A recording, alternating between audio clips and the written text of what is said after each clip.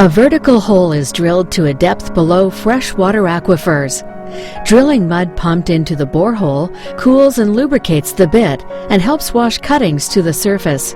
This mud also coats the walls of the borehole, preventing mud from leaking into the surrounding rocks or water table. The drill bit is removed, and a steel tube called surface casing is inserted into the hole and surrounded by cement.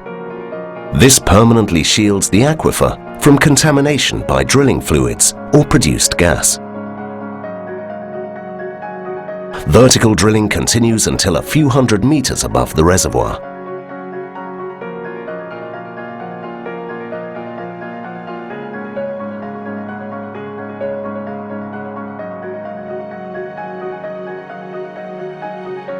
Specialized equipment then begins to drill the horizontal section.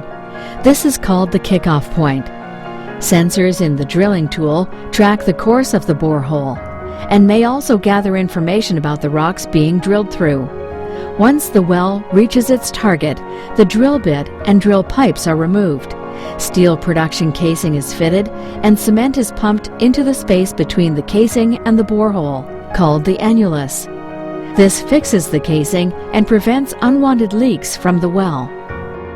With drilling finished and production casing in place, the well can be completed.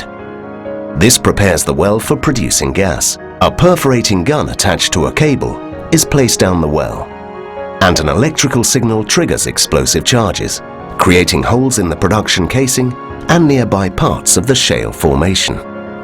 The gun is then removed. The well is now ready for hydraulic fracturing or fracking.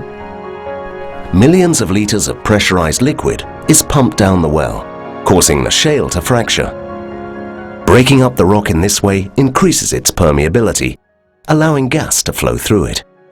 Fracking fluid is made up almost entirely of water, but also contains some sand and small amounts of chemical additives. The sand acts as a proppant, keeping the fractures open after the fracking fluid stops being pumped into the hole. The other chemicals perform various functions, such as helping dissolve minerals in the shale, which can make fractures wider and longer. About 10 to 20 fractures are made by each frac. In short wells, one frac may be enough, but in longer wells, many frac stages occur, with plugs separating each stage. The plugs are then drilled away, and gas can flow from the fractures into the well and to the surface, where it can be sold. Additional horizontal wells can be drilled from the same location in order to capture as much gas as possible from the shale. This reduces the economic cost and surface impact of the operation.